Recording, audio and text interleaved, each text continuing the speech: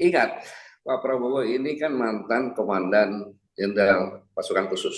Yes. Ya, di pasukan khusus itu ada dua, Ya. satu Parako, satu Sandi Yuda. Ya. Saya nggak jelaskan secara detail ya, tapi Ya. Ya. jadi Parako bisa bergerak Hmm. itu setelah melalui operasi Sandi Yuda. Operasi Sandi Yuda itu operasi yang bergerak di belakang garis musuh. Kalau Parako pasti depan garis musuh. Gitu. Ya, mereka dengan kekuatan kecil, tapi harus melipat gandakan kekuatan. Jadi harus masuk ke dalam sarang musuh benar-beneran yang tidak terlihat. Entah Hmm. covernya diri apapun juga. Ya. Ya. Ya. Gitu. Jadi mungkin saya akan dikatakan tidak, tetapi menurut saya, analisa saya pribadi dia, Ya. Ya. bahwa yang dilakukan Pak Prabowo sepanjang 5 tahun itu, dia melaksanakan operasi garis dalam. Ah, oke. Sampai benar-benar menjadi orang kepercayaannya Pak Jokowi. Hmm. Hmm. Jokowi. Hmm. Gitu. Hmm. Hmm. Dan kepercayaan ini harus dipegang, tidak tiba-tiba dilepeh. Karena beliau orang yang santun kan. Hmm. Tapi mari kita sama-sama amati. Ya. Sebagai seorang pemimpin yang mengatakan bahwa menteri saya harus begini profesional dan sebagainya. Hmm. Kalau ditemui tidak, Hmm. saya yakin seorang Prabowo akan tegas. Di situ yang keluar aslinya Pak Prabowo.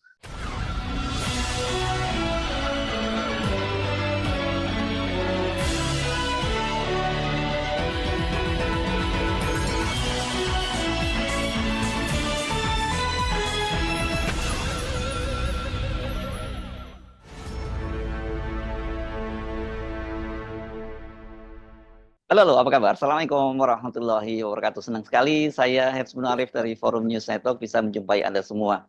Hari Ahad kemarin itu para menteri kabinetnya Pak Prabowo sudah selesai digembleng di Lembah Tidar di Akademi Militer dan hari ini mulai bekerja penuh. Dan salah satu yang diharapkan sebenarnya itu adalah Pak Kabinet menjadi solid, menjadi kompak. Tapi banyak orang yang mempertanyakan apakah bisa kompak dengan latar belakang dan kepentingan berbeda-beda. Belum-belum saja kan kita sudah tahu ada seorang Bahlil misalnya malah mencium tangannya Gibran bukan mencium tangan Pak Prabowo gitu. Ada juga yang menggunakan kop surat dinas untuk kepentingan pribadi namanya Yandri dan katanya minta maaf karena dia masih belajar. Oh, enak ini, jadi menteri harus belajar dulu. Oke, tapi saya akan mengajak Anda untuk menyoroti soal ini, soal apa sih kenapa mereka dibawa ke Lembah Tidar itu dengan seorang yang sebenarnya Anda sudah kenal, tapi saya sendiri juga lupa kalau beliau ini ternyata pernah jadi Gubernur Akmil, yakni Jenderal Purnawirawan Gatot Nurmantio. Assalamualaikum, Pak. Waalaikumsalam warahmatullahi wabarakatuh, Pak Yusuf. Salam. Yes. Orang banyak Nah, ingatnya Pak Gatot tuh lebih yang paling diingat ya itu Pangkostrat karena pernah terjun payung juga waktu itu ya. Terus Panglima TNI. Ternyata Bapak pernah jadi Gubernur Akmil ya, Pak. Tahun berapa itu? Gubernur Akmil sebelum Pangdam ya, saya berarti tahun uh, Lupa. saya hanya 8 bulan tuh. Oh, sebentar di sana ya. Oke. Tapi walaupun sebentar kan juga alumni Akmil dan pernah jadi gubernur Akmil pasti pasti tahu banget ya.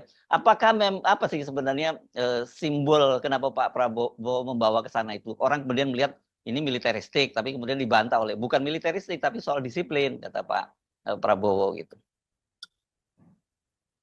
Iya, Bung Yesu tadi Bung Yesu kan nyampaikan kan, belum apa-apa sudah ada yang Iya. kayak Bahlil nyium tangannya. Ada Prabowo dia biasa-biasa aja presidennya kan, tapi begitu Iya.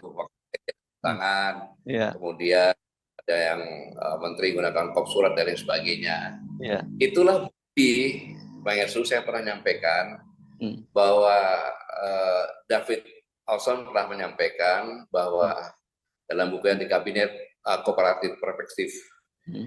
itu mengatakan bahwa kabinet yang hegemoni Hmm. ya yang kooperatif tersebut itu bagus atau bisa kalau kondisi baik-baik saja. Oke. Jadi ibaratnya kalau saya ibaratkan gampangnya kayak pelangi itu loh, Pak.